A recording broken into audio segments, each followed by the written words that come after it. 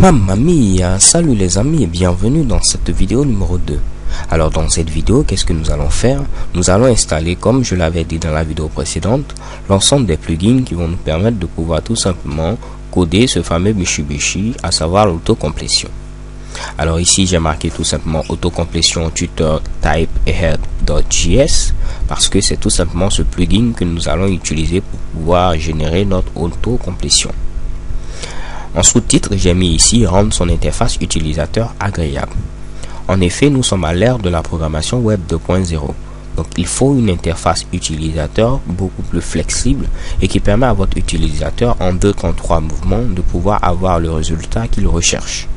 Donc lorsqu'on parle d'interface utilisateur, cela ne fait pas référence à l'apparence de votre site web, mais plutôt à la manière dont l'utilisateur interagit avec votre application, donc avec votre site web.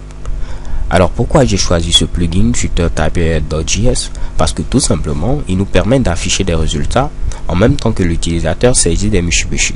Comme je vous l'avais présenté au niveau de l'exemple, lorsque je commence à taper par exemple U, automatiquement j'ai des résultats. Donc c'est ce que je voulais exprimer par le fait de mettre ici afficher des résultats en même temps que l'utilisateur saisit des Mitsubishi. Deuxième chose, il propose des suggestions comme c'est le cas avec Google Search ou Facebook. Donc vous avez pu le remarquer, je vous ai montré l'exemple dans la vidéo précédente. Il marche également avec des données codées à la hard et des données distantes. Alors qu'est-ce que cela signifie?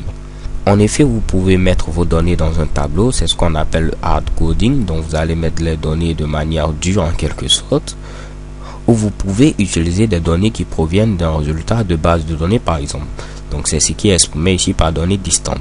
Donc le serveur va interagir avec votre base de données et retourner tout simplement les résultats depuis cette base de données là.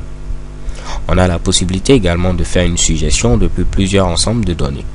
Donc je vous avais montré également cet exemple. À ce niveau, je faisais une suggestion depuis plusieurs ensembles de données parce que j'utilisais à la fois les pays mais également les villes. Donc je tapais par exemple CAL, automatiquement j'ai ma recherche en fonction des pays mais également en fonction des villes. Pour terminer, il supporte la customisation de templates pour les suggestions. C'est-à-dire quoi? Si vous avez par exemple votre site web et vous souhaitez faire un petit moteur de recherche avec autocomplétion, vous pourrez l'adapter pour faire des recherches au niveau de vos blogs, vos catégories, ainsi de suite. Donc vous aurez la possibilité de créer votre propre template. Alors les gars, vu que tout ceci est compris, nous allons maintenant télécharger le fameux plugin type ahead.js et vu que ce dernier a besoin également de jQuery, nous serons obligés de télécharger également la librairie JavaScript jQuery. Donc je me rends au niveau de mon navigateur internet, je tape tout simplement à ce niveau jQuery.com et vous aurez la possibilité de cliquer ici pour télécharger la dernière version en date de jQuery. Donc si je clique sur Download jQuery, automatiquement je vais tomber sur la page suivante. Donc j'ai la version jQuery 1.x et la version jQuery 2.x. La version jQuery 2.x ne supporte pas les versions d'Internet Explorer 6, 7 et 8. Tandis que la version jQuery 1.x supporte toutes ces versions d'Internet Explorer. Donc moi je vais choisir tout simplement la version jQuery 1.x. À ce niveau également vous avez deux choix, soit vous prenez la version compressée, soit vous prenez la version non compressée. En effet, la version compressée est utilisée tout simplement en production, alors que la version non compressée est utilisée en développement. Cela signifie quoi? Au niveau de la version compressée, vous aurez tout simplement votre code qui sera compressé. Donc ce qui va faire que la taille du fichier sera beaucoup plus petite que si vous avez ici le fichier jQuery non compressé, qui est utilisé plutôt comme je l'ai dit en développement, parce que là vous pourrez regarder le code source et faire quelques petits changements.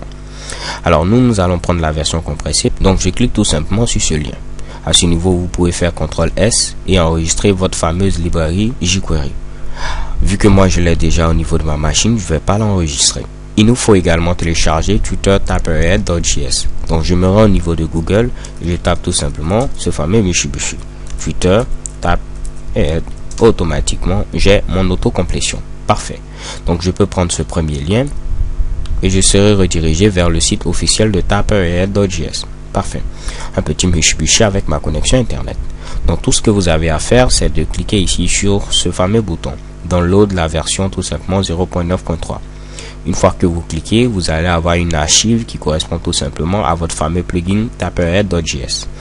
Donc moi je viens à ce niveau, j'ai déjà ici mon fichier jQuery que j'ai mis dans un dossier JS.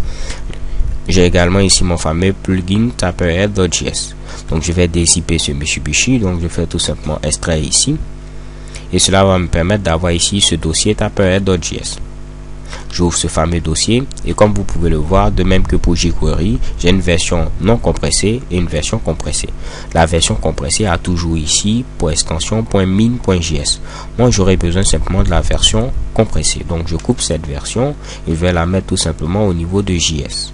Je supprime ensuite ce fameux dossier Tapered.js et supprime également ici ce fichier compressé.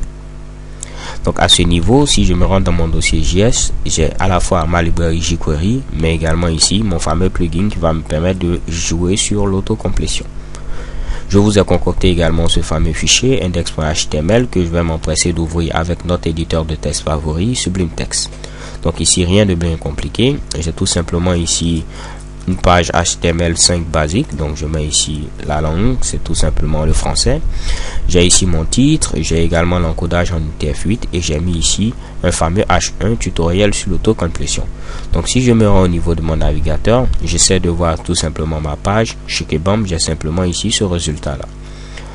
Donc je reviens à ce niveau, je vais charger d'abord jQuery et ensuite charger tout simplement ici mon plugin Tapered. Donc je viens ici, je m'inscris. Je vais mettre ensuite l'attribut src. Je vais dire rentre dans le dossier JS. Tu vas trouver un fichier qui a pour nom jQuery. .min.js. Et de même, je vais copier ce fameux code. Je vais le mettre tout juste en bas. Et tu vas rentrer dans le dossier JS. Et tu vas trouver ce fameux fichier tapered.min.js. Parfait. Donc à ce niveau, on peut voir que j'ai chargé jQuery et j'ai chargé également mon plugin. Pour vérifier que jQuery est bien chargé, je vais mettre ici une balise script à nouveau et je vais essayer de faire un petit alert. Donc je vais dire tout simplement lorsque le document est chargé, donc document.ready, il faudra tout simplement appeler cette fonction anonyme. Donc je mets ici function. Pour ceux qui ne connaissent pas jQuery, je vous invite tout simplement à regarder ma série de vidéos consacrée à jQuery. Donc là, je vais faire un petit alert et je vais mettre ici bingo pour nous dire que tout fonctionne. Si je me rends au niveau de mon navigateur, j'actualise, bam, je vois apparaître ici bingo. Alors les gars, c'est tout pour cette vidéo. Nous avons installé notre fameuse librairie JavaScript jQuery. Nous avons également notre plugin et tout fonctionne à merveille. Dans la vidéo suivante, nous allons maintenant réellement commencer à coder cette fameuse auto-complétion. So thank you guys for watching. Don't forget to subscribe and see you to next video. Have a nice day. XOXO.